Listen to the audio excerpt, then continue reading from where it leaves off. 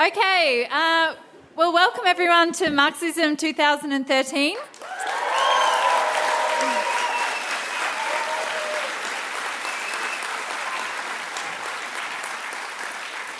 It's great to see such a fantastic turnout for the opening night of the conference, in no small part because all of you are here in spite of the warnings by Andrew Bolt, Herald Sun columnist. This is in fact the very lectern that he was referring to in his blog post a couple of days ago, and while it may appear that it's just me behind this lectern, I have two Marxist university professors hidden under it who will be prepared to lead your tender minds astray. So my name is Louise O'Shea and I'm a member of Socialist Alternative here in Melbourne. I'm also the Secretary of Equal Love Victoria, which is the committee that organises the campaign against for same-sex marriage rights, which has very large and successful rallies and has had a huge impact in turning around public opinion, but still has not made progress in terms of changing the law, which is quite shameful. Now, Marxism 2013 is going to be a weekend of standing up against oppression, against inequality, and against the agenda of the rich and powerful. So I think it's only fitting to begin by acknowledging the traditional owners of the land on which this conference is taking place, and that is the Wurundjeri people of the Kulin Nation, and we pay our respects to their elders past and present. The Wurundjeri people are one of three groups that has historically lived in the area which is now Melbourne. They have lived here for 30,000 years before European invasion just 200 years ago. We acknowledge that their sovereignty over this land was never ceded, that this land was stolen from them, and we reiterate our support for their ongoing struggle of Aboriginal people for land rights and justice.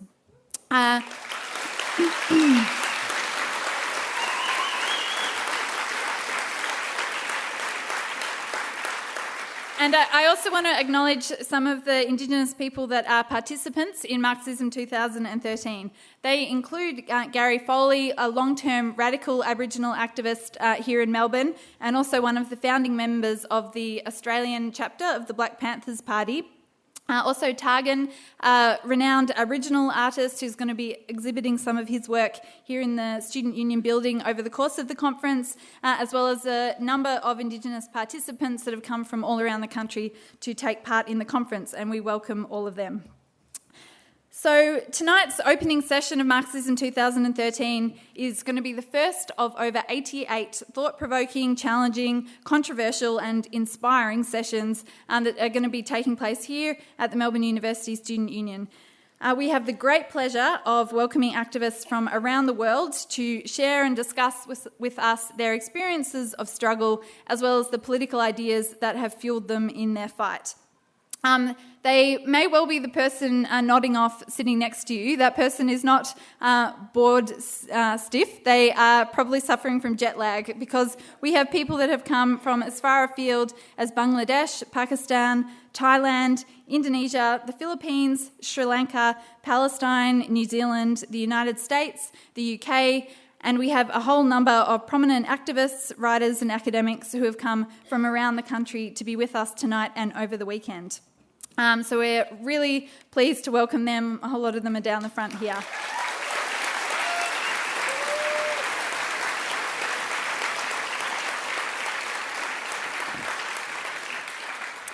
So there's going to be sessions at the conference over the weekend about pretty much anything you care to name, from the history of the workers' movement to contemporary debates on the left, as well as a whole number of discussions that are designed to be an introduction to Marxist ideas. And I really hope to see all of you throughout the weekend. But tonight there's basically two themes to the discussion we're going to be having.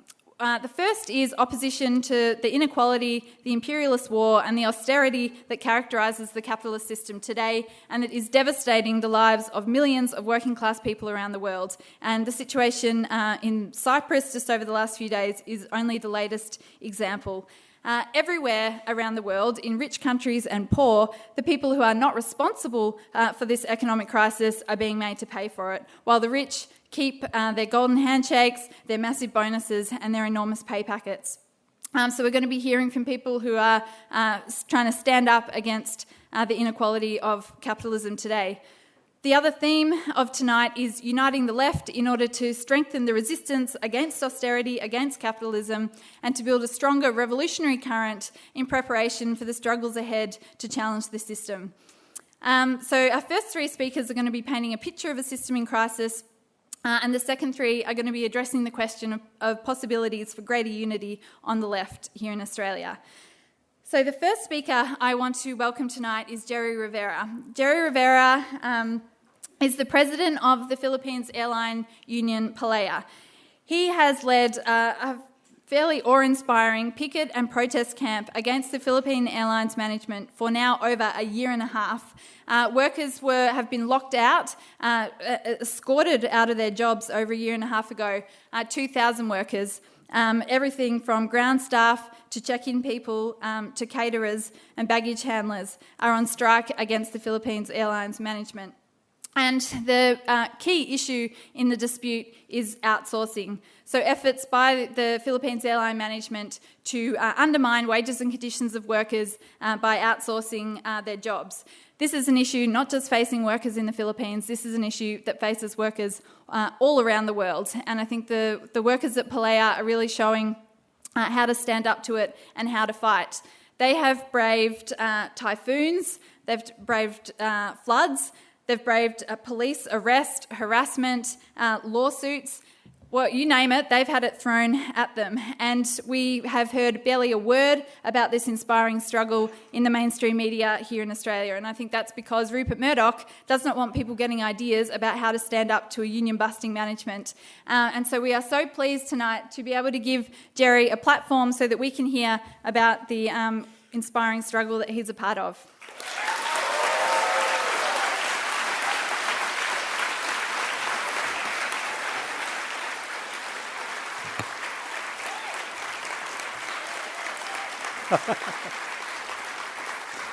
Why are you clapping? Oh, why did you stop clapping?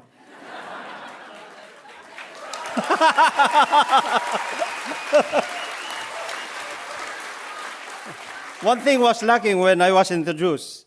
We braved the violence committed by the police, the harassment, the typhoon, but she did not mention I braved the jet lag. I had to go through Brunei, and then from Brunei to Melbourne. Well, for all of you, I would like to inform you that I did not take Philippines Airlines. Until now, we are still on boycott. And I would say this is my first time so far to face this kind of audience. It's quite overwhelming, and I'm quite overwhelmed. And so when I was asked this afternoon, will you be the first speaker? I said, I hope I would stand to the challenge. And I say now, mabuhay! You did not understand that, of course. And mabuhay for those who came from the United States, from Honolulu, that is aloha. Well, I am so proud and I am sad at the same time because the organizers of this conference have plucked me out from the picket line and I miss my comrades there.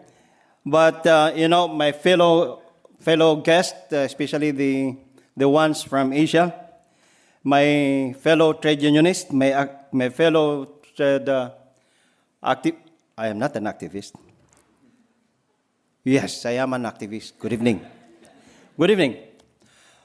This is not the first time so far that the case of PALEA has been discussed in this kind of forum. In fact, last year, we had two of our comrades, especially our vice president who came here 6 months after we have been violently evicted from the airport when we protested the implementation of the outsourcing program of the company, Philippines Airlines. We did our own version of Occupy the Airport, but that lasted only for 22 hours because at midnight of September 27, 2011, we were all violently evicted by the throng of police out of the airport. But from that time on, we were able to maintain a picket camp just outside the in-flight center of Philippines Airlines and a few hundred away from the terminal building where Philippine Airlines operates its flight. In fact, my dear comrades, yesterday was really our 18th month. Can you believe that? And I'm still alive. 18 months in the picket line is not an easy job. It's very difficult. Yes, that was too long for a fight for basic labor rights. Parisians took only a few days to drive out the French monarchs, and Russians 10 days to get rid of the Tsar. But certainly, it is very un-Marxist of me to compare PALEA's fight with the Commune and the Bolshevik Revolution, even if they both contain elements of the same contradiction. And that is, of course, class oppression. Theirs was an era when the dictatorship of the proletariat strides from a theoretical proposition into a practical agenda of the working class. Ours is in a period when the working class movement in the Philippines is pushed to a defensive position, desperately struggling for the daily survival against the powerful onslaught of capital. Now I'm reading my notes. We live in a very different time and under a more difficult environment. We live in a country where labor rights are negotiated under the table, where corrupt government officials and owners of capital. I would like to make mention here of the case of our flight attendants who were in 1998 were retrenched by the company and they filed a case against Philippine Airlines. In 1998, they were illegally retrenched, 1,400 of them, and they took their case to the courts. 15 years later, their case still pending before the Supreme Court, but not until the Supreme Court of the Philippines came up with 3 final decisions, which were overturned later on by mere ordinary letter from the Council of Philippine Airlines. We don't want to emulate this.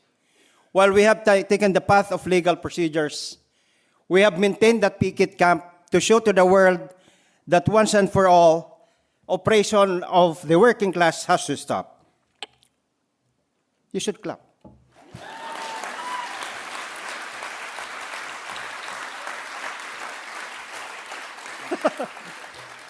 Perhaps you cannot imagine that kind of situation in Australia. But in the Philippines, the executive, the parliament, and the judiciary are in systematic concert with capital. So if you ask me why it took us too long to win this fight, my ready answer in that is we live in a place where labor rights is a big farce. They say it's a big farce. While we have the Constitution that states that the state shall afford labor either organized or unorganized full protection, that the state guarantees the right of the workers to security of tenure, that the state guarantees the right of the workers to self-organization, the state guarantees the workers the right to collective bargaining and the right to concerted actions, including the right to strike, but in accordance with law. And that law that was later on passed was not to allow the airline industry workers from going into a strike. We have filed notices of strike. We have complied with requirements of the law. But when it was time for us to go on strike, no less than the Department of Labor through the Office of the Secretary, and then later on the President of the Philippines assumed jurisdiction over the issue and virtually putting us aside and enjoining us from doing inaction that may exacerbate the situation, telling us that we cannot go on strike while that right to strike is a guaranteed constitutional provision. But when it was time for the management of Philippine Airlines to lock us out, the Philippine government never lifted a finger. Hence, when PALEA took the decision to fight against PAL's outsourcing plan on September 7, 2011, that was based on a very limited choice. We fight or we live like slaves. We quit and the evil triumphs. We took the fight option, but I do admit that we went to the battlefront without really having thought out the possibility that this fight will draw us into a long, protracted war. Indeed, we have in 18 months a combination of inspiring and nerve-wracking individual and collective stories in our struggle to life and dignity. Our struggle made our collective spirit strong. Our actions made us land in the news. Collectively, we have successfully defended our camps from 2 violent attacks from hired guns who admitted later on that they were hired guns paid by the management. We collectively braved the rains and typhoons and the heat of the summer and the picket line as well as in the streets during our protest actions. Along the way, we earned the new allies and friends, just like you people, our comrades, from the local international trade union movement, in other people's organizations. And most importantly, our struggle has, in a major way, contributed to the unity of the once highly divided trade union movement in the Philippines. Just to inform you that because of the case of PALEA, because of the struggle that was waged by PALEA, the one-time or long-time enemies, so to speak, in the labor movement, labor federations, labor centers, local unions, because of the difference in political orientations, they were able to come together and unite in one big coalition. We call that in Tagalog, nagkaisa, in English, that is coalition. And now working together to fight the oppression of the capitalists, to fight for the rights of the workers, especially in the halls of Congress. But inside our collective struggle are bitter, disparate individual battles for survival. 5 of our members who have not succumbed to the temptation of claiming their separation benefits have died because of the lack of medical intervention. Many of our members who have been kicked out from their rented homes are now staying with us in the picket line. I think it's the moral responsibility of the workers to take care of them. Many of our children have also stopped school. But all this experience made us stronger. And all this experience made me stronger and louder in my voice in front of you now.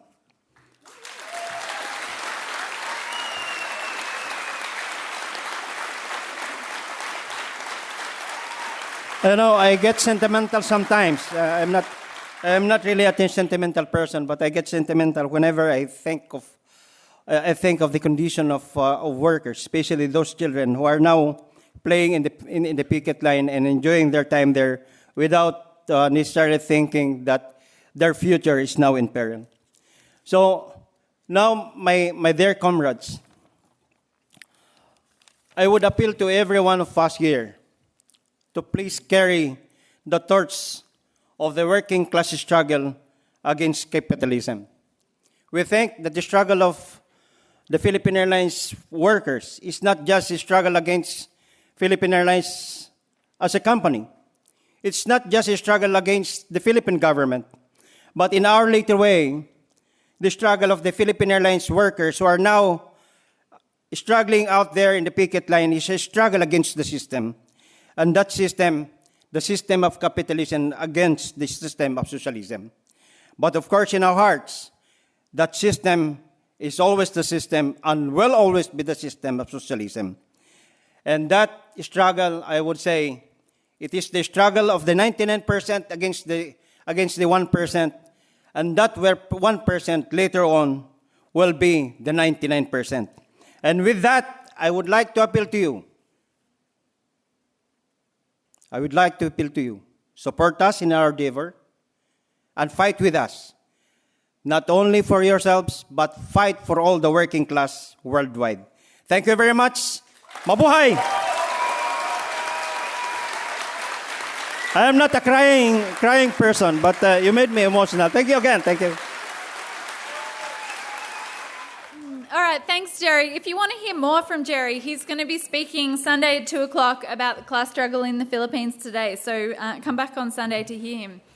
Our next speaker is actually not on the formal program for tonight, but I'm nevertheless very pleased to welcome him. He is a hero from the class struggle in Queensland. He is union and community activist Bob Carnegie.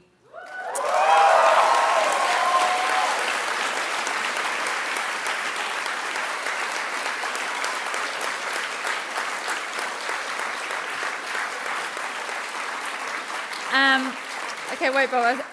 I just finished my introduction because I got a lot more to say. I think it's particularly fitting that we have Bob on the platform tonight, given the tragedy that's taken place on Swanston Street this afternoon, where a wall on a Grocon building site has collapsed and killed 2 pedestrians and left another woman fighting for her life in hospital.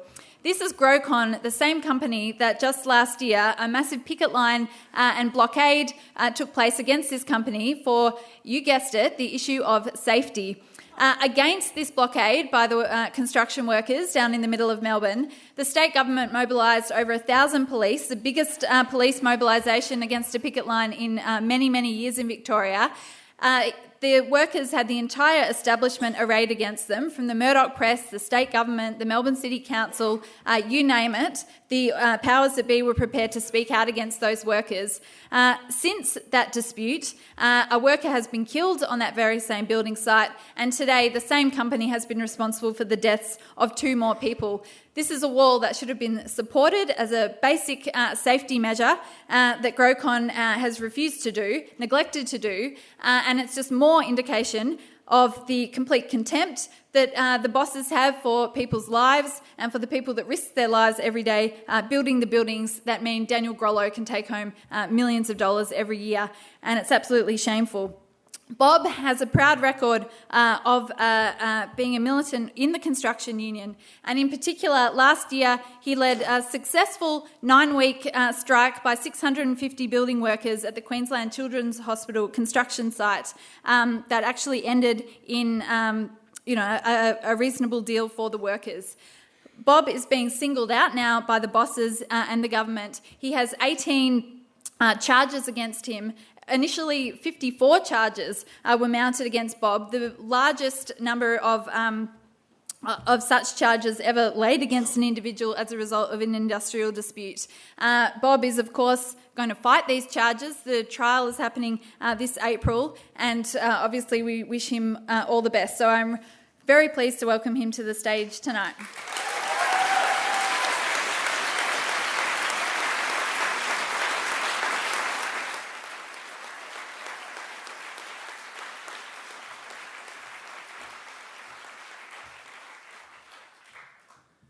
Thanks for the introduction, and thanks for the lectern that's got wheels on it, because I'm Australia's clumsiest human being. But look, it's such an honour to be here. It's an honour to be speaking at a Marxist conference. Maybe one day, in a few years' time, we can call it Marxism. We might even be able to call it a Trotskyist conference, and be honest with ourselves. Because for me, to break from my Stalinist past, which was a very painful event, it was the writings of Trotsky that played the biggest role in that. And the world historical figure that Trotsky is certainly needs to be put more to the forefront than what the Stalinist detractors have done so much damage to one of the great figures of the 20th century. But all that said and done, I'm not here to speak about that. I was terribly inspired by what Gerry had to say. It was, your struggle is immense. It's nothing compared with what we were through in Queensland and what we go through in our daily lives in the developed world. The developed capitalist world is nothing compared with what our brave comrades are going through in the Philippines. And I hope I'm not out of order here, but I could be. But does anyone have a hat? Is there a couple of hats in the thing? Okay. Now, there's a couple of hats. Could we start them from like the back and start putting a few cents in them or a few dollars and whatever, and make sure our comrade from the Philippines gets that?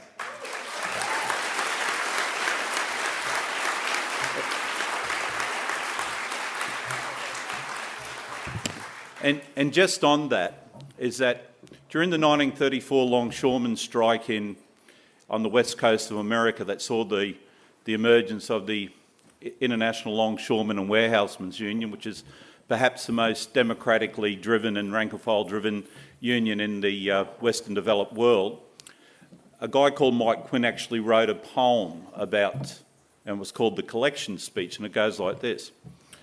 The long collection speech is done, and now the old hat goes, from hand to hand its solemn way along the restless rows. In person, pocket, fingers feel, and count the coins by touch. Minds ponder what they can afford and hesitate how much. In that brief, fitful moment when the battered hat arrives, try, fellow workers, to remember some men and women put in their lives.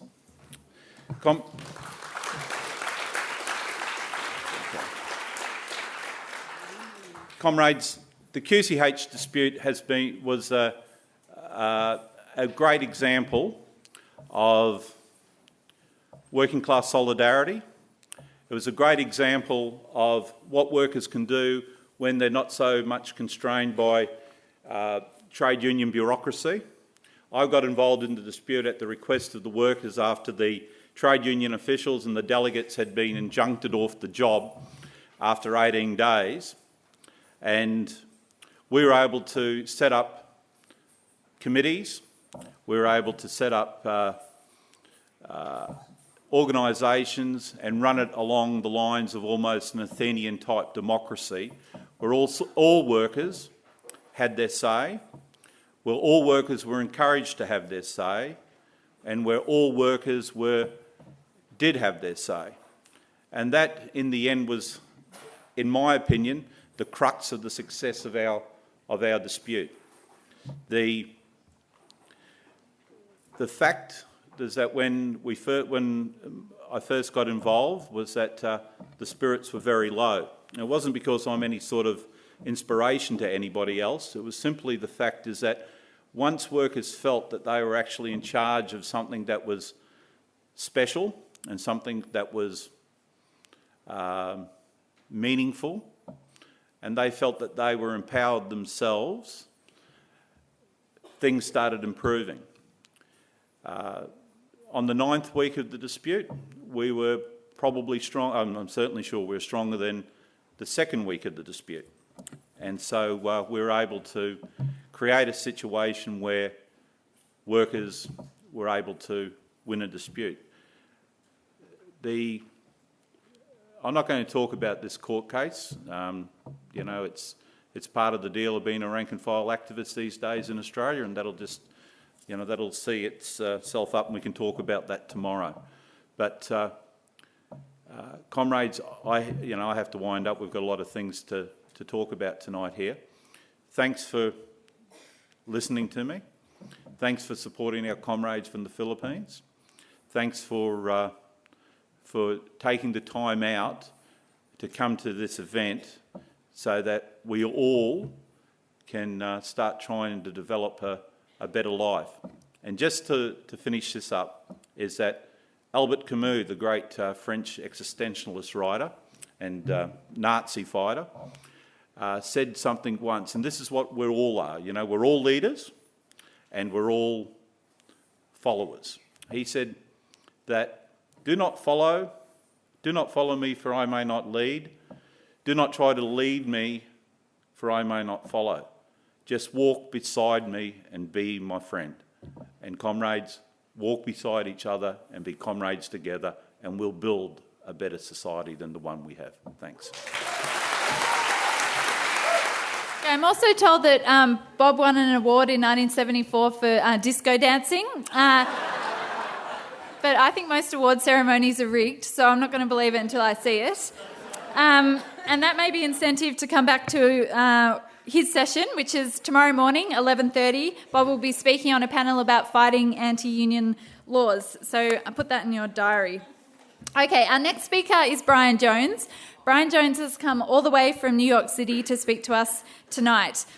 He's a teacher. He has taught elementary school grades in New York City's public schools, I can only imagine, for 9 years, and is currently pursuing a PhD in urban education at the City University of New York's Graduate Centre. Brian is a member of the Movement of Rank and File Educators, the Social Justice Caucus of the United Federation of Teachers, and a board member of Voices of a People's History, founded by Howard Zinn and Anthony Arnove. Brian has co-narrated the film The Inconvenient Truth Behind Waiting for Superman and has contributed to several books, including Education and Capitalism, Struggles for Learning and Liberation. There's more. He has also lent his voice to several audiobooks, including Howard Zinn's one-man play, Marx in Soho, which he will be performing for us in the Australian premiere of that over this weekend here at Marxism. Brian is the recipient of the 2012 Lannan Cultural Freedom Fellowship, and he is also a proud member of the International Socialist Organisation over in the United States. And so please join me welcoming him tonight.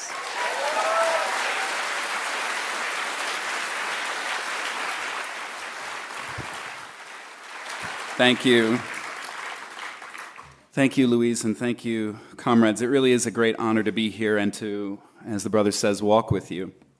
I really didn't know what I should say up here, so I asked one of your comrades, and she said, well, just say what you like about us. Start with that. True story. So I thought, okay, flatter your host. Good place as any to start. So what do I like about you? Well, socialist alternative. First of all, in all seriousness, you are a very young, energetic, serious, fighting organization, and I feel your pride in that, and I think you should be proud of that. Any revolutionary radical movement that doesn't capture people in their youth is not really worthy of the name. But not only are you fighters and activists and rabble-rousers and also union members building, knitting together networks of militants in the unions, but you're also readers and thinkers and debaters. Oh my God, you have quite a culture of debate and discussion. I've been locked in a few in the few hours that I've been here. I mean, we're out to lunch and it's like, but really, comrade, what did Rosa Luxemburg contribute to our tradition, really? It's like I'm just trying to have a beer, man, My God, can't a man have a beer with lunch? But I feel this great pressure to represent the experience of 300 million people in the United States to sum up, how do you sum up the experience of an entire country? You always feel the instinct to want to go all the way back to the beginning, to how it all started, to the extermination of the native people, to the coerced labor system that built the country, including using slavery, to the pitting of waves after waves of immigrant workers against each other, to the corrupt and murderous police, the imperialist ambitions, the bought-out mainstream media. But enough about Australia. Let's talk about...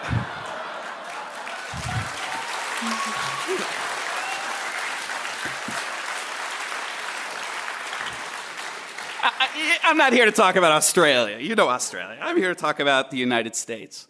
In all seriousness, it does seem to me in the little time that I've been here that the social crisis that's going on in the United States is much more acute than what you face here. And the United States is a land of tremendous contradictions. The escaped slave and great abolitionist leader Frederick Douglass once said that when it comes to hypocrisy, America reigns without rival. No country in the world raises its rhetoric and promises of freedom, liberty, and equality higher and has as its actual practice baser and more degraded and brutal and disgusting practices at the same exact time. In my view, if you had to say, is there one human being who embodies these contradictions, the hopes and the actual horrors, the one person who completely embodies that right now is our president, Barack Obama. On the one hand, you're talking about the president of the United States as a man of African descent. And yet, while he presides, while he reigns, we have more people of his complexion behind bars than were slaves in 1850. It's shameful. We have over 2 million human beings in cages, I think more than any society ever in the history of the planet. And all of the things that are bearing down of the people of all the wrong complexions in the United States, the police, the prisons, the courts, etc., has not eased up one iota during his time. His middle name is Hussein. And yet people with that exact same name fear for their lives because of unmanned aerial drones sent on his orders to their countries, repeatedly dropping weapons of death on them. His father, please don't clap for that, Australia. His father is an immigrant, and yet he is deporting immigrants from the United States at a rate faster than his predecessor, George W. Bush. I believe now he's deported 1.4 million people from the United States, an unprecedented figure. Now, the people, the constituency he's been most loyal to, the bankers, people like Goldman Sachs, they're doing great. In fact, Goldman Sachs' profit, the bank, their profits from last year have trebled in the last year. They're 3 times as high. And he has teamed up with some of the richest and most powerful people in the United States to go, the geniuses who gave us the 2008 subprime mortgage meltdown. I now have a new project, which is very close to my heart, which is their project to remake public education in their own image, to restructure it completely in line with their neoliberal priorities. That's what they're doing now. And one of yours is among this project. What's his name? Rupert. He said, and I paraphrase, K through 12 education is a $500 billion market in the U.S. alone, just desperately waiting to be revolutionized. Yes, Rupert, we're just desperately waiting for you to come and revolutionize K through 12 education. And so, of course, one of the primary obstacles for that project are teacher unions. People like me, teachers who are in unions. Many of us in the United States are in unions. And so we've seen, to go along with this campaign, a campaign of vilification of teachers in the mainstream media in the United States. It's a very convenient narrative for this recession. It goes a little something like this. If you want to find someone who's trustworthy, somebody who's selfless, who only thinks about others, somebody who really cares about the children of America, then you've got to find yourself a billionaire. Somebody like Bill Gates.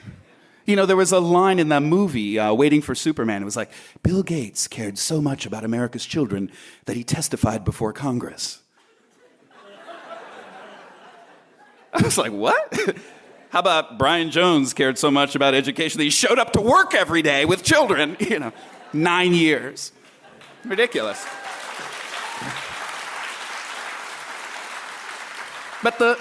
Yes, I did show up. But the flip side of it is that if you want to know who's a real jerk, who's a real piece of work, who's selfish, who only thinks about themselves, the word greedy comes to mind.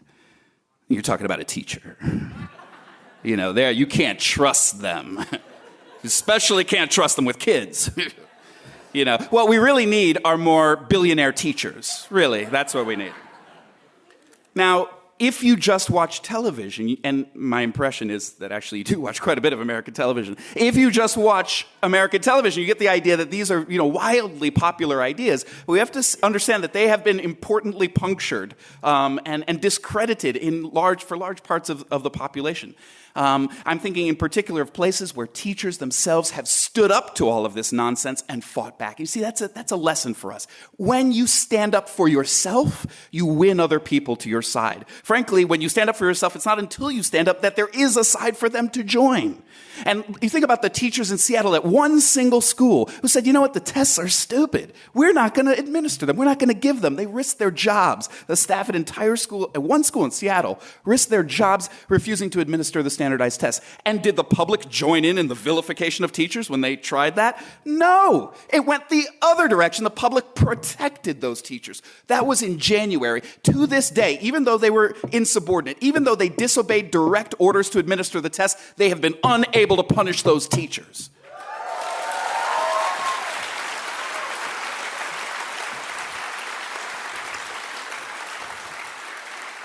More importantly, sorry, the P's are really popping on this microphone. More importantly was the strike of 30,000 teachers in the third largest school district in the United States. I'm talking about the Chicago teacher strike from last fall. They stood up to Obama's right-hand man in Obama's hometown during an election year. This was really a badass strike. And they proved that it was possible to fight back against all of this and win. And of course, when Rahm Emanuel and the mayor, when everybody threw everything they had at the union, did the public go along with this idea? You see, it's why it's important to interrogate whether or not these are really popular ideas. Actually, the more the mayor criticized the union, the more the public supported the union. Again, overwhelmingly African Americans, overwhelmingly people who had kids in the public schools, overwhelmingly the public, and increasingly the editorials in the newspapers came dragging along, supported the Chicago Teachers Union, and they won in their strike. A very important struggle. And I think that same lesson, the lesson of standing up for yourself and being able to shift the debate and win people over, that is also expressing itself in a very strange thing that's going on actually right now as the clock is ticking, as we're sitting here. It is moving its way through a very bizarre institution called the Supreme Court in the United States, where we expect that they are about to strike down a Clinton-era provision that is an anti-gay law, and in doing so will give hundreds of marriage rights to gay and lesbian couples all over the United States. We're expecting that to happen. Now, the justices, the justices themselves, the distinguished jurists, are sitting there and they said in the papers, well, we hesitate to alter this age-old institution, marriage. Well, I can think of another age-old institution that needs some alteration. How about an age-old institution in which 9 dudes in, Darth Vader robes get to decide who has rights and who doesn't? How about that institution? The Supreme Court itself needs to be altered.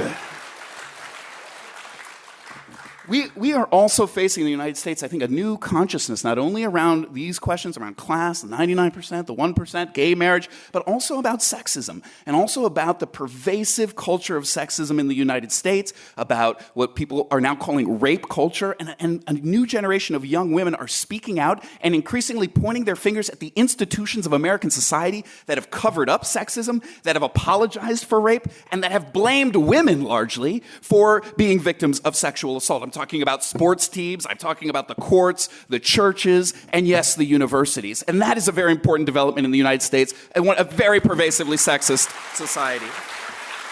Oh, yikes. Okay, I'll try.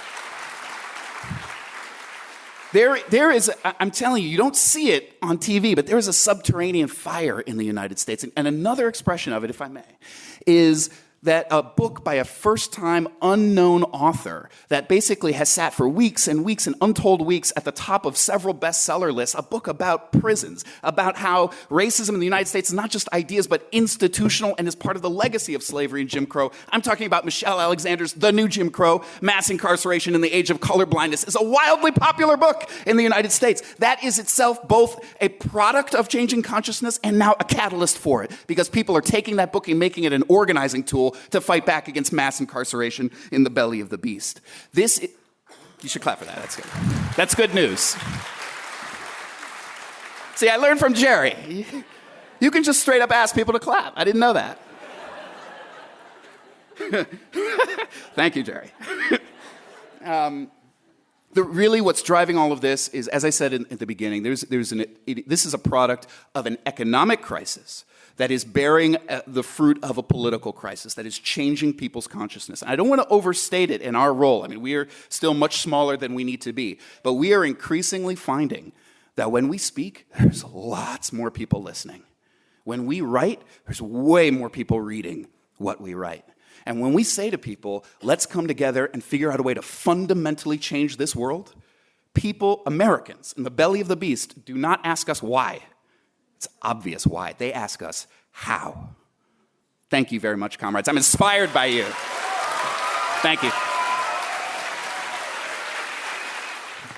Okay, so we'll have 2 more chances to hear from Brian Jones over the weekend. Tomorrow, 4 o'clock, he's going to be talking about racism in the United States. And Saturday, 9 o'clock in the evening, will be the Australian premiere of Marx in Soho. So make sure you come back for that. Now we're going to move on to the second theme of tonight's proceedings, which is the one of unity on the left, and exploring how sometimes seemingly entrenched divisions might be overcome. This is a question that Socialist Alternative takes very seriously.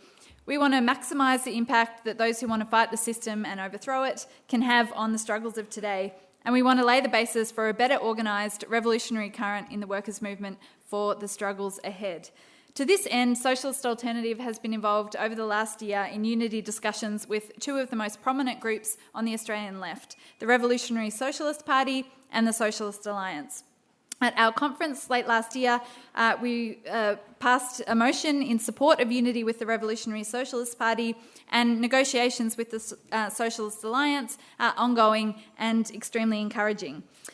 Tonight we're going to be hearing briefly from representatives from all three of those groups, starting with Peter Boyle.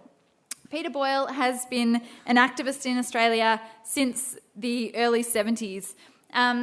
His catalyst for becoming an activist happened shortly after he arrived as a migrant from Malaysia in Perth, when at his college a bunch of long-haired anti-war hippies came past, and it seems that they had Peter at no war, because he claims to have missed only a handful of demonstrations ever since. He's been a union activist, a student activist. He joined the Socialist Youth Alliance, which is the precursor to Resistance, in 1973, and later the Socialist Workers' League. He has been involved in socialist politics as an organiser since 1973.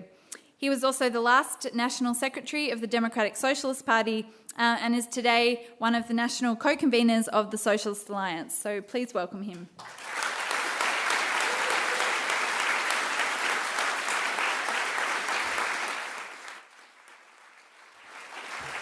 Comrades, I can honestly say that 1 year ago I would never have imagined speaking to you today, but I'm very thankful for this opportunity. And I'd like to start off by acknowledging the seriousness with which, in the short period of time, we've begun discussing the prospects for left unity, the seriousness with which Socialist Alternative has taken this question. But I have a second acknowledgement, which I feel, in all fairness, I have to make, and that is to Facebook. Because none of this would have happened, at least at this timing, if not for Facebook. And it came in September, I think, or August, when there was a post on Comrade George Hookera's Facebook page that he was joining Socialist Alternative. But more interestingly was the terms on which he was joining Socialist Alternative that made clear that there was a preparedness by the Socialist Alternative to unite with revolutionaries, which in the past perhaps they would have imagined an unbridgeable divide, political divide. That it was possible to put aside some of the historic divisions that have divided the left in this country, not to ignore them completely, but on the basis of adequate agreement on taking the revolutionary struggle forward. And the moment I saw that, I thought, okay, act on it. And early in September, our leadership of the Socialist Alliance wrote a letter to Socialist Alternative and said, let's meet. Let's have a discussion. Let's start a discussion to see whether there's a prospect for unity. And we got a very prompt reply saying, yes, let's meet. And we met in November, and on our first meeting, we agreed, Socialist Alliance agreed to endorse this Marxism and to participate in it. And we're very happy today to be here, to be with you in this very important discussion.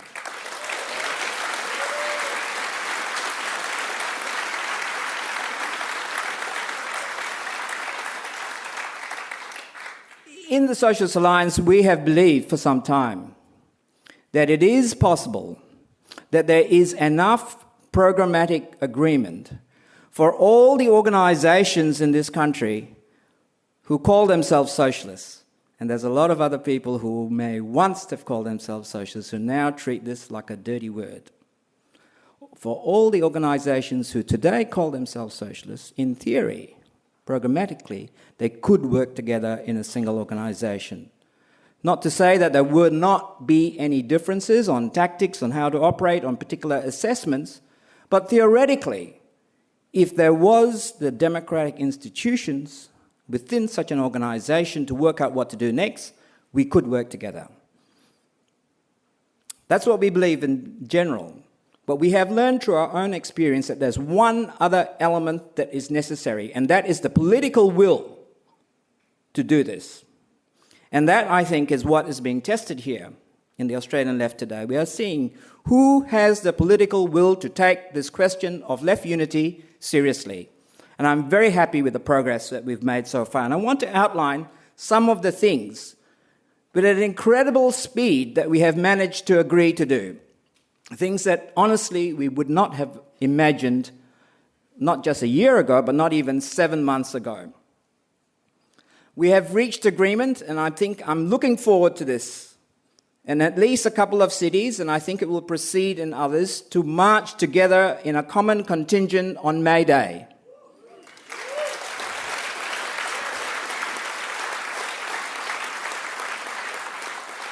We are in the process of coming to agreement to have a series of public meetings discussing left unity in all the major cities of this country, and I'm looking forward to that as well. In addition to participating in this conference, comrades from Socialist Alternative will be participating in a very important seminar that we're organising, a national seminar in June this year in Sydney, with a key guest speaker who's Paul LeBlanc from the International Socialist Organisation, a person that I consider to be the most serious living scholar of Leninism and the Bolsheviks alive, today. And we're going to use this as an opportunity to have a serious, in-depth question about the party question, because this is probably one of the bigger programmatic questions that we know is on the agenda for our discussion. In addition to that, and I think this is probably the most serious agreement, it's an agreement to begin a discussion about what we agree on programmatically. Now, we had one discussion about this just a couple of weeks ago between the two leaderships, and the one thing we agreed, we're not just interested in writing some happy motherhood statement that we can all sign off on. If that's all we're interested in, we could just sit around on the table today and write it and we all vote for it. Now, we want a serious document that we can discuss, one that will not only plumb those areas of obvious agreement on the left, but also go through the areas where we have come to some difference. So this is a serious process to work through those differences. And the second thing we agreed is that when, and we will come to points where we have differences, both of assessment and of previous practice, and perhaps tactical differences and maybe more, we will not just say, okay, bang, that's it, we're out the door. One side says, this concludes the discussion, you're exposed, you're the reformist or the Stalinist or whatever, and that's the end of the story. No, if we come to the point of having a difference, we agreed to go deeper into the question, to examine it seriously, constructively, and try and work our way out. There will have to be change. We can't all say, we'll just be like before. Well, from our side, we are prepared to have that discussion, and we are prepared to change. We recognise for us to move forward, and for all the left to move forward in this country, we cannot carry on the way we have before. We all have a common legacy of some very bad sectarian practices. Nobody in the left in Australia or anywhere around the world can deny this. One of the things that we're very, very good at is having arguments. And to win an argument, one of the famous tricks is to caricature your opponent, right? That's how you win the argument. The problem is when you start to believe your own caricatures of your opponents, you are going off into crazy land. You've got to understand what is really going on. And we have to separate the process of having an argument, winning an argument, and really working out what is going on. We have to resist. We have to resist the temptation to exaggerate differences. And we see, I think, in some discussions that we're having on the left today around the question of 457 visas for migrant workers, the temptation to do that. I think we can get through this, comrades, and I'm really looking forward to the hard work that we have set with this agenda. I think we will begin this process on a broader, more informal way during this conference, through informal discussions and collaborations and some strong debates, hopefully. And, well, who knows what's going to happen next year at this time. I really look forward to it. So long live socialism, down with capitalism, long live left unity. Okay, Kim Bullimore is our next speaker. Kim is on the National Committee of the Revolutionary Socialist Party. She became active in politics in 1998 in Canberra during the anti-racist campaigns against John Howard and Pauline Hanson. She's been involved in campaigns for Indigenous rights, as well as the campaign to stop the Jabiluka uranium mine. Kim is a volunteer with the International Women's Peace Service and writes regularly on the Palestine-Israel conflict and has been published by a range of web journals, including Electronic Intifada and the Palestine Chronicle. In 2010, Kim co-organised the first Australian National Boycott, Divestment and Sanctions Campaign conference in support of Palestine. She's also the author of BDS and the Struggle for a Free Palestine, which appears in the new book Left Turn, Political Essays for the New Left. Kim has an active blog and is currently in the process of completing a PhD on the use of political violence by the Zionist and Palestinian movements during the British Mandate for Palestine. Please welcome her.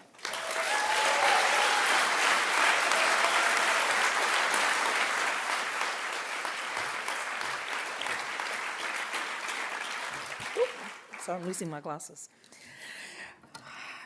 Thanks, comrades. It's so great to see so many people here, and it's been really inspiring and exciting to be on the stage tonight with the speakers that are here, especially our international guests, and hearing about their struggles. I feel particularly privileged and excited tonight to formally announce the unity fusion of the Revolutionary Socialist Party with Socialist Alternative.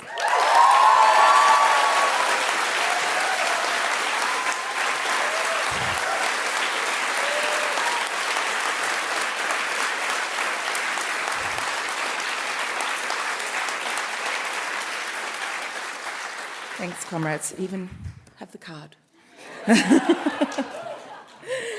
Over the last 6 months, the Revolutionary Socialist Party, or the RSP, has been in discussion with Socialist Alternative about the possibility of unity of our two organisations. This afternoon, the RSP held our final Congress, and we voted unanimously to fuse with Socialist Alternative. So as of tonight, we are formally one organisation.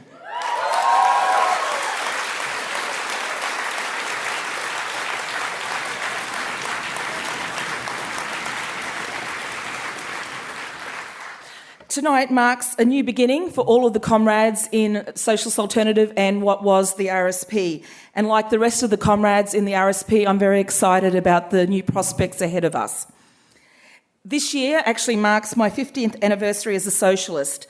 I joined the International Socialist Movement 15 years ago, and it was one of the proudest things that I've done. The last 15 years, of course, have had many ups and downs politically. However, one of my proudest moments was helping to found the Revolutionary Socialist Party in 2008 with about 40 other comrades. Amongst our ranks, we counted comrades who dedicated much of their youth and all of their adult life to the revolutionary struggle in Australia and to build a better world. In preparing for tonight's speech, I actually did a quick survey of the RSP comrades to ask them how long they had actually been active as revolutionary Marxists. And I knew the figure would be fairly high, but I was really astounded once I collated them all. The shortest individual time was 3 years, and the longest time was around 47 years. The combined total was well over 500 years of revolutionary experience.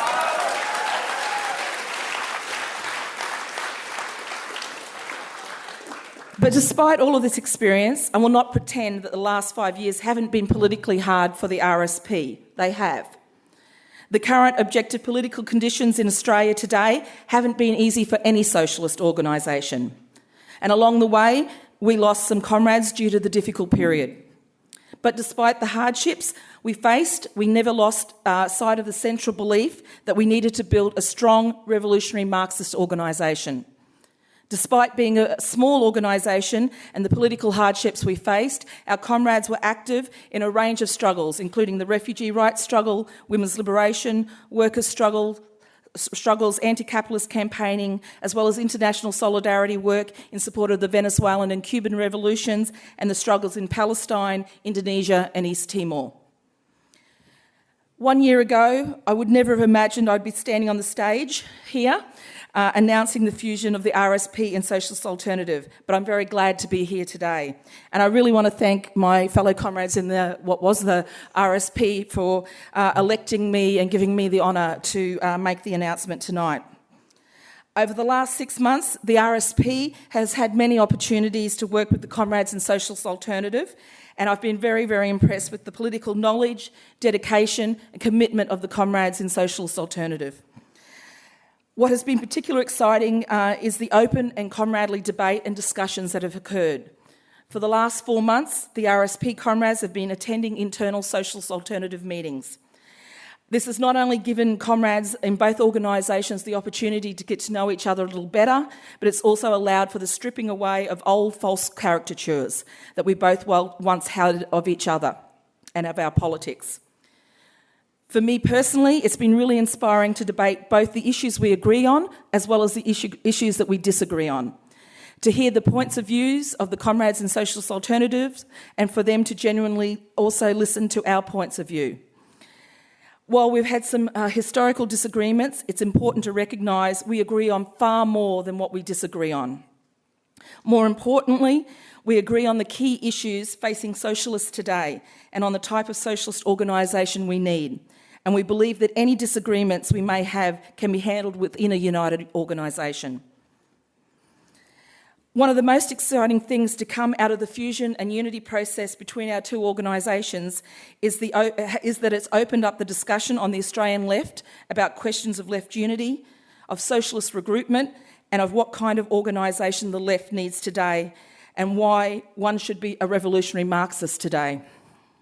For both Socialist Alternative and the RSP, the basis of our unity has always been clear. We have not sought to unite around a broad left project. Instead, we have sought to unite around a clear and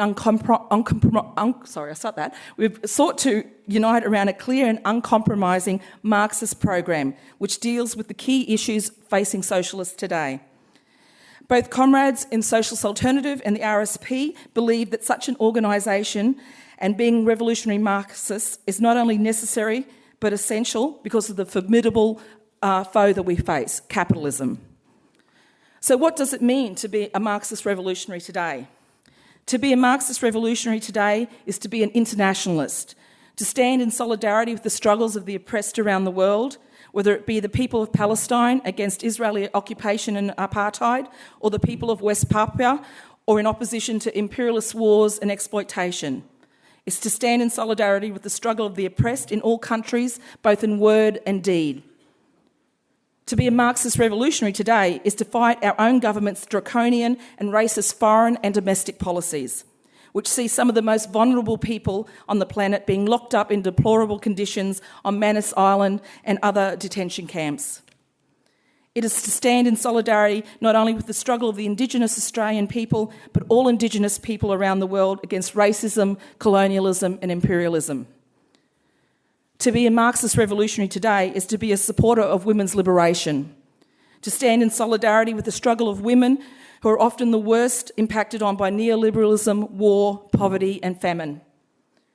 It's to stand shoulder to shoulder with the struggles of women in Australia and internationally in their demands for equal rights and in opposition to sexist oppression and violence. To be a Marxist revolutionary today is to stand in solidarity with the struggle of workers, to stand with the worker comrades from PALEA in the Philippines in their struggle, as well as rank and file unionists like Bob Carnegie, who we heard from tonight. In short, to be a Marxist revolutionary today is to stand with the world's oppressed and in their struggle for dignity, human rights, liberation, freedom against the system which represses, oppresses and alienates them.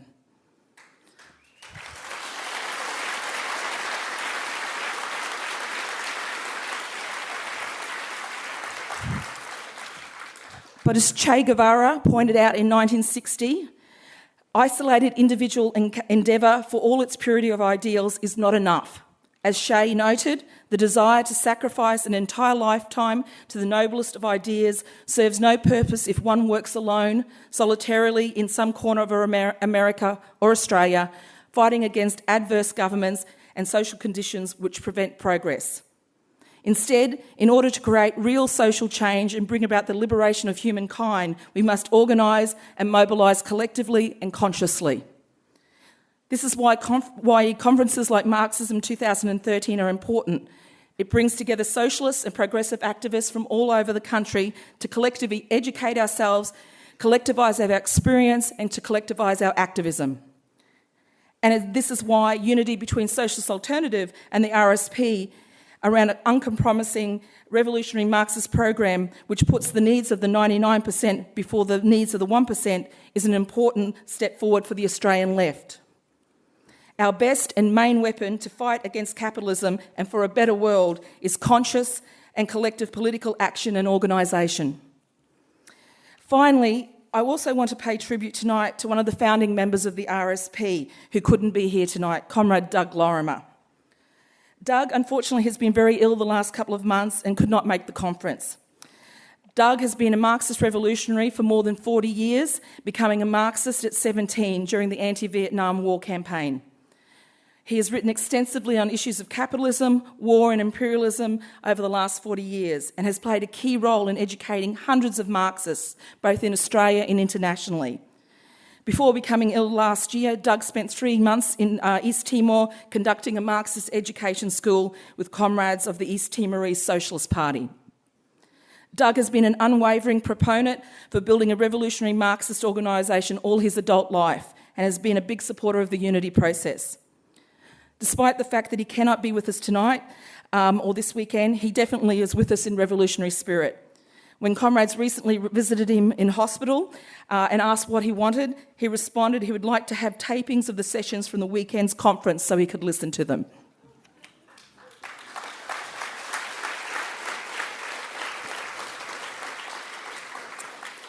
So I'd like to leave you tonight with one of my favourite quotes from Che Guevara, which encapsulates for me what it means to be a Marxist and a revolutionary today. Che said in Socialism and the Man in Cuba, "At the risk of sounding ridiculous, let me say the true revolutionary is guided by great feelings of love. It's impossible to think of a genuine revolutionary lacking this quality.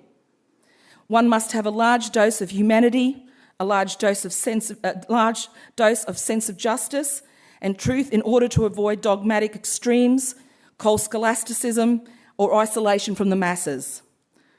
We must strive every day so that this love of living humanity will be transformed into actual deeds, into acts that serve as examples as a moving force." Thank you, everybody. Enjoy the conference. And Kim is speaking on a panel on Saturday at 11:30 with Tawfiq Haddad, who is a Palestinian Marxist who we're very happy to welcome to our conference this weekend, as well as Anthony Lowenstein, who's coming down from Sydney for that.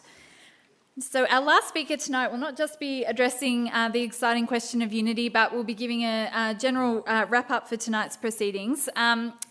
This is the woman, possibly after some of the leading members of the Compancheros and the Hells Angels, one of the best-known women to the Victorian Police.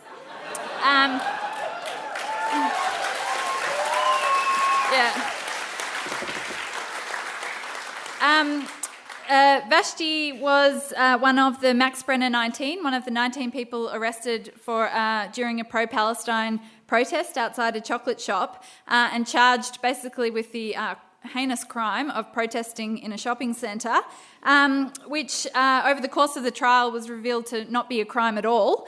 And the crime was wasting 19 people's time, spending a month in a courtroom.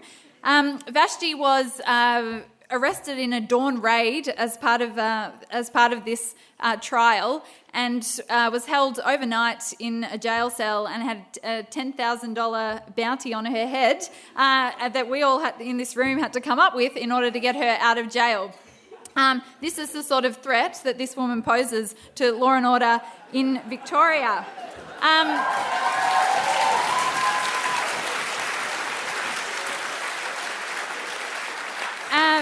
Vashti was also one of the leading activists involved in the Occupy Melbourne protests, where she actually had another run-in with Victorian police when they successfully did evict the protest camp from the city square. Vashti was picked up by the police and dumped in Altona, where she couldn't lead the resistance against the eviction, considered to be one of the ringleaders, which I think is quite a claim to fame. Today she is on the National Executive of Socialist Alternative. She is one of the main brains behind this entire conference operation, which speaks volumes of her skills and abilities, and I would like to welcome her tonight. I think we've all learned a whole lot from, in particular, Gerry tonight, and one of the favourite things that I think I've learned is to call everyone my dear comrades. And I think that's a really beautiful way to start any speech. And so tonight I'm going to say, welcome, my dear comrades, to Marxism 2013.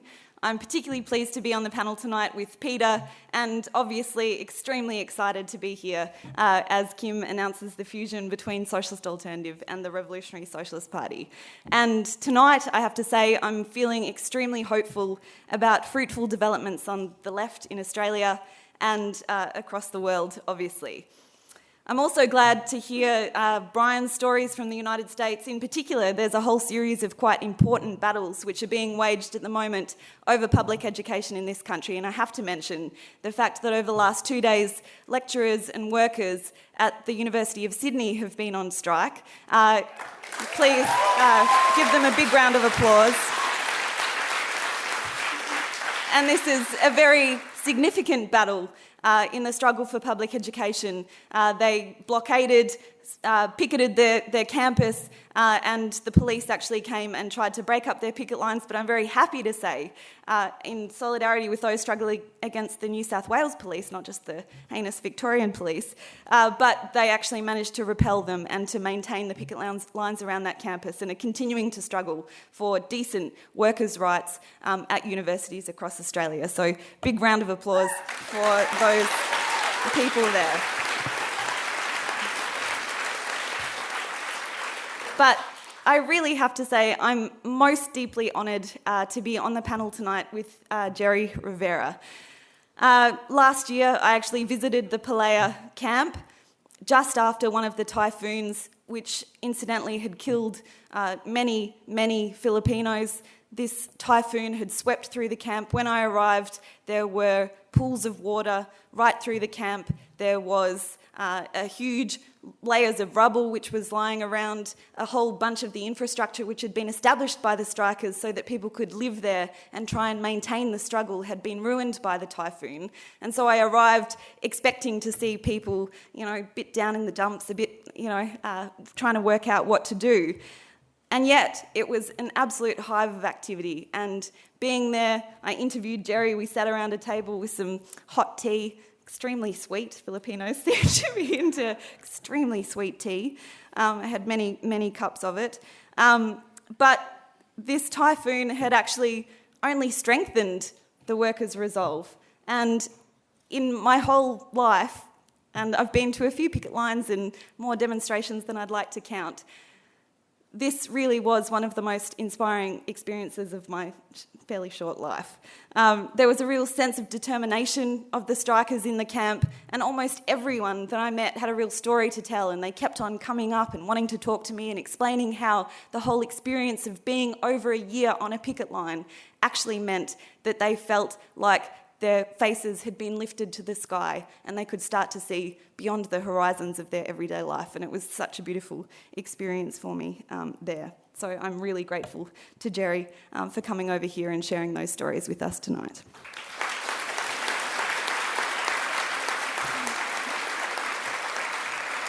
And I think all of that sharing of stories is really one of the main parts of the Marxism conference. It is, as people have said, to share the stories of the 99% against the 1%.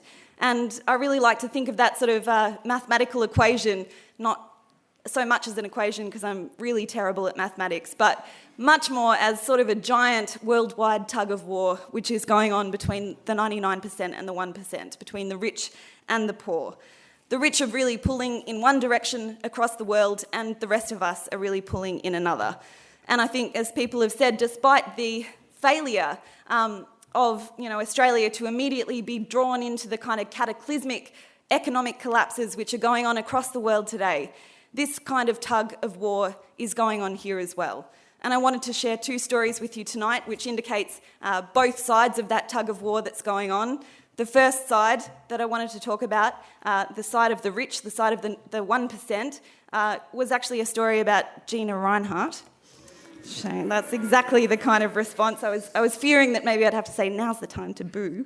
But I think in some ways Gina Rinehart is really a gift to those of us in the 99% because she and her awful, god-awful family are really, the living embodiment of everything that is reprehensible about the rich and powerful. And I don't know if people actually read an article which was doing the rounds in the Australian press last week, but it was basically the story about Gina and her struggle with her family. They've got this giant, massive trust fund that they're all trying to battle out, and who's going to get the money and who's going to get the cash. And Gina doesn't want to give it to her daughter Hope, and Hope's being very uncooperative.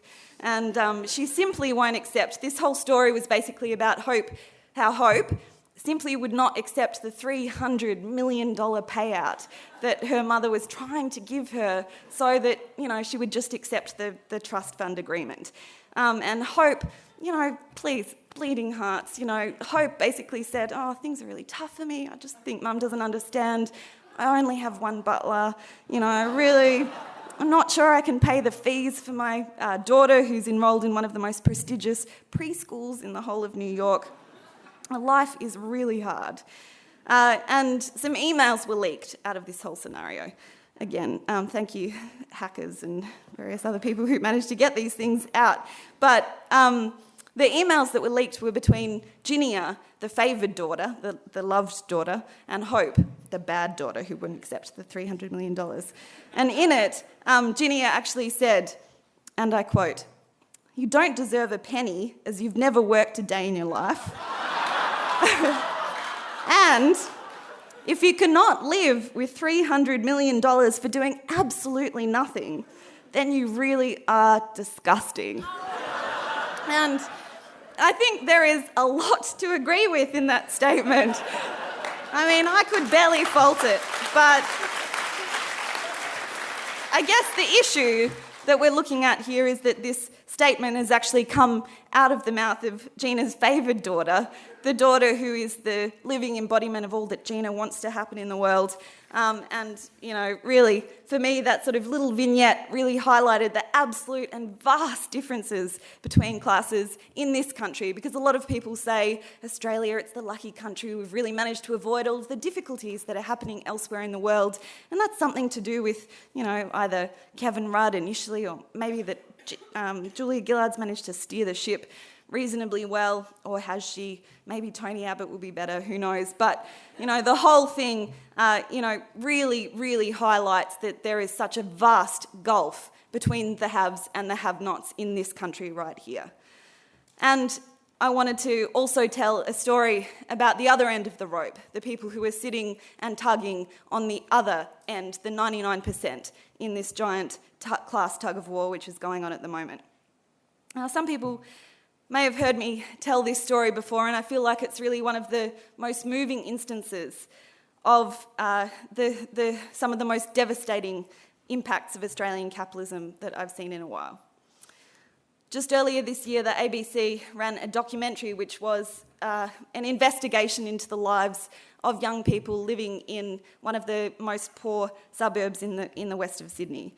Now, this suburb was mainly council housing, but recently the land prices had gone up, and so the state government thought, maybe we could make a buck or two out of selling off this land, and so they've decided that in order to sell it off, they'll basically totally forget all of the people who are living in this housing estate. They won't pay any money for their rent, they won't fix any of the problems that are going on in the housing estate. They won't increase any funding to the schools and so on. And one of the journalists followed 6 kids who were living in this suburb. And she sort of followed them around and talked to them about what might happen in their lives, about what they expected, about what they thought about their parents, about their schooling, about what their futures might hold. And in scene after heartbreaking scene, there was these young people talking about how they had absolutely no hope for the future. One boy said that he hoped one day that his big aspiration was to actually have a full-time job, that no one he actually knew had a full-time job, and that he would really have to struggle to find one, and that his school offered absolutely no training schemes that might mean that he actually might get one day. Another young woman said that one day she hoped, against hope, that she might actually have a relationship that was not drug-fueled, that was not violent. And she said again, she didn't know anyone who had that kind of loving relationship that she'd seen in so many television programs and so many films. But for me, actually, one of the most devastating scenes of this whole thing was when the journalist went and interviewed a young boy. And he was that kind of boy who is really thin and has such an old sort of face and really old eyes. And he didn't say anything when the journalist said, "What do you hope will happen to you in your future?" He said, "Can you follow me?" And she followed the young boy. He went up to his room, he rifled around under his bed, and he pulled out a big flat book. It was a book of some sort of atlas. And he opened the book, and in the book he had collected hundreds and hundreds of 4-leaf clovers that he'd been actually collecting for over a year from the local football oval. And when she said to him, "What are you doing this for? Why do you have these? Why are you presenting them to me tonight?" And he said, "In these 4-leaf clovers, I hope that I'm going to one day be able to go to university." And she had nothing to say. The journalist just sort of sat there in total silence. And for me, again, that's the other end of this giant tug of war which is going on. This is the kind of story that the likes of Gina Rinehart's children could absolutely never conceive of, imagine, or even empathise with. And really, that's what we're facing today in Australia. And all of that makes me feel like there is some real urgency to the task of trying to challenge and build the side of the people who are tugging of the 99%. And maybe it's actually not such an apt metaphor because there's 99 on one side and 1% on the other, and you'd think maybe in a tug of war that would be a fairly easy victory. But nonetheless, I'm going to stick with it because I only just realised maybe there was a giant flaw in the tug-of-war metaphor. But nonetheless, I think all of that says that there is absolutely nothing to be salvaged about the economic system that we're living under. And all of that is one and many reasons why the Marxism conference over this weekend is so important. Because we, all of us in this room tonight, and all of the hundreds of more people who are going to come, hopefully over the weekend, we have to try and persuade people that there is a reason to be engaged. There is a reason to try and do something with your kind of revulsion when you hear those stories. There's a reason to get active. And there is an undeniable moral urgency to a conference like Marxism. But beyond that kind of basic anti-capitalism, this conference is really also about persuading people of the necessity of clear Marxist ideas. And the conference, as you may have guessed, is called Marxism 2013, and that's no accident. Capitalism has a real tendency to try and sort of segment things, to parcelise the world, to present art and literature and history and science and economics as all tiny little disparate things which are existing in total difference from each other.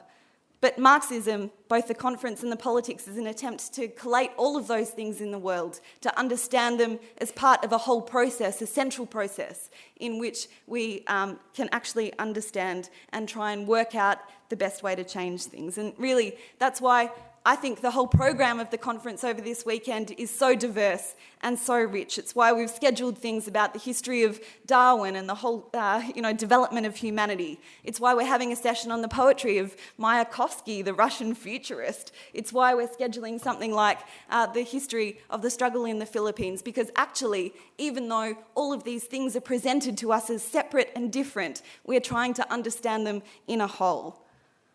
But more than a holistic theory, Marxism is also a body of thought that argues that the world is divided by class and that the capitalist class, or the 1%, don't get their wealth from being more humane or from being more clever or from being more entrepreneurial.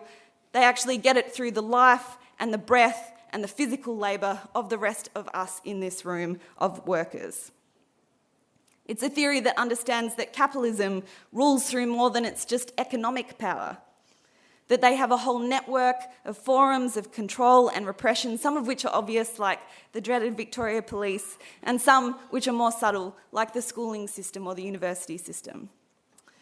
But it's also a theory that comprehends that capitalism has created a class of people in the working class who have both an interest and the capacity to actually overthrow the system. And so in particular, I'm really proud that over this weekend we're hosting a special stream on organising workers today. Because Marxism, despite the sort of idea that Marx was an armchair theorist just sitting off in the British Library theorising about the world, Marxism is not actually just about sitting on the sidelines and commenting from afar. It is about throwing ourselves into the everyday struggles of everyday people like many of us in this room, and it's about saying what is right and what is wrong in the world. And really, Socialist Alternative wants to try and re-establish the old builders, labourers slogan, if you don't fight, you lose. And that's partly what this conference is also about doing this weekend. And so by the sharing of all of these stories, we want to build up the connective tissue, as the revolutionary Gramsci, and I may as well plug my talk here, which is going to be on the rest of the weekend about Italian communism. Where was I? So it's about building up the sort of relationships and the stories that militants in the workplaces, unionists, tell to each other. And it's about trying to establish connections and links between each other and sharing stories and showing solidarity. And really all of that is about trying to rebuild some sort of class struggle unionism in this country.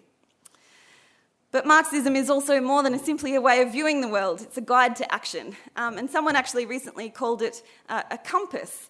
And I really liked putting it that way because I think it means that it's not just a predetermined guarantor of victory. What we're saying is that Marxism is a guide. It's an attempt to show us a direction. It's an attempt to try and say, let's try this, let's go this way. And it's a compass whose inner mechanics are actually informed by years of history and struggle, of theorising, of mistakes, of victories, and it's a compass which directs us inevitably towards the struggles of ordinary working people, the people whose names don't end up in all of the history books that we've got on the second floor. Again, another plug for the bookstall, which is going to be up there later tonight. And so it's a compass that sees in both the modest and the dramatic struggles of the millions who have tried to make the world a better place, something absolutely and infinitely more inspiring than the turgid machinations of what goes on in the moral sewer that is Canberra. Apologies to the comrades from Canberra. So Marxism, finally, I think, is an argument for revolutionary organisation. And in Socialist Alternative, we're really proud to be hosting the kind of discussions that both Peter and Kim talked about tonight, the kinds of discussions about what we need to go forward to build a fighting socialist organisation in Australia today. But perhaps, and to conclude, I think this conference is most of all about trying to inspire people or re-inspire people who are maybe already a little bit inspired. It's an attempt to convince all of the participants here tonight and the ones that are going to come over the weekend that in sticking out our chin, in putting our foot down, in being defiant, that there is actually another way of living and that is a real possibility. And so we intend to highlight throughout the conference the little instances of how the world could operate in a really different way.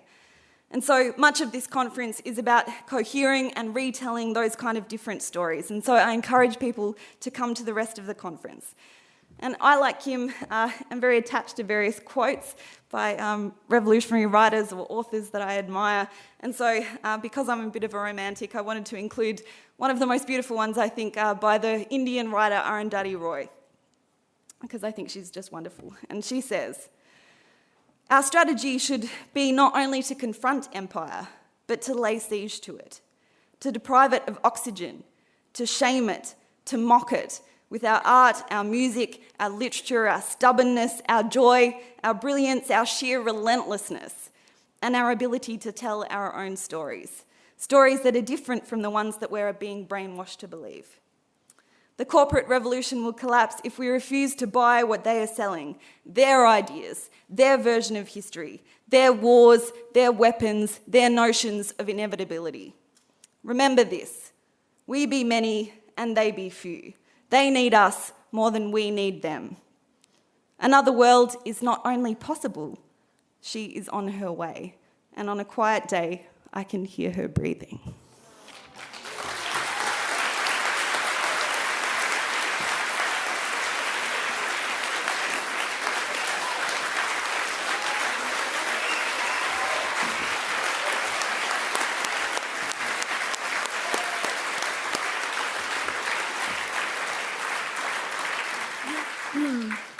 Thanks, Vashti. So she's already plugged her own session, so she won't be getting another plug.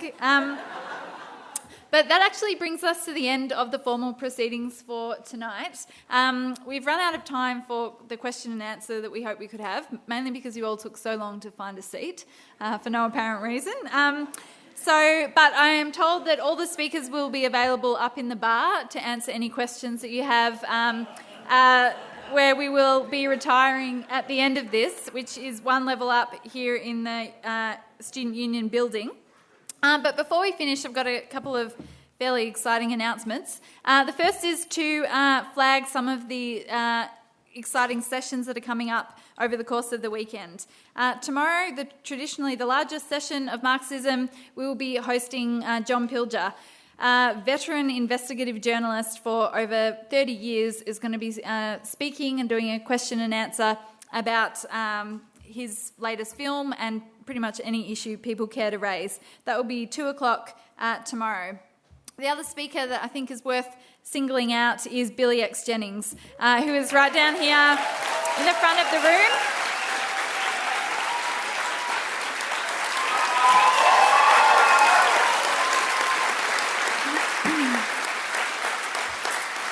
So Billy X, if people don't already know, was one of the early leading members of the Black Panther Party based in Oakland, California. Currently a historian of the party, maintains the party's archive. He will be speaking Saturday at 2:00.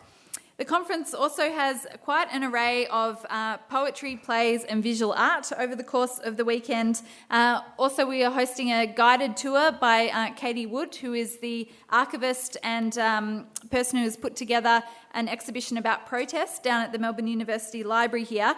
We will also be launching a book about the role of the left in the struggle for gay rights in Australia by Liz Ross. That will be launched. And one of our dark horse contenders for most popular aspect of this year's conference is the School of Rebellion, which is a parallel stream for the youth of today, political and educational activities for young people that is going to be running alongside the main proceedings of the weekend.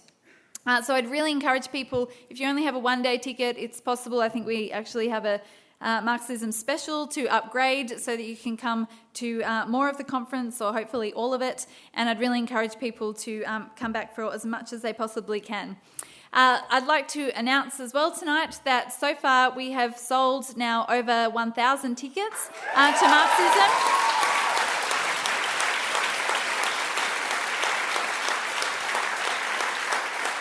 Which really reinforces this event as the premier event on the Australian left, and we expect many more people to turn up unannounced over the course of the weekend, so it's shaping up to be an extremely exciting event.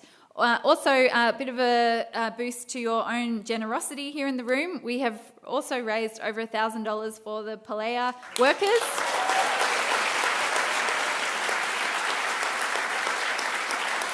So somebody's hat somewhere is going to be very misshapen, but I think it's worth it. Well, that's the end of tonight. I'd like to really thank everybody for coming along. Please stick around. Please join us for a drink in the bar upstairs. And please thank all of our speakers for coming tonight.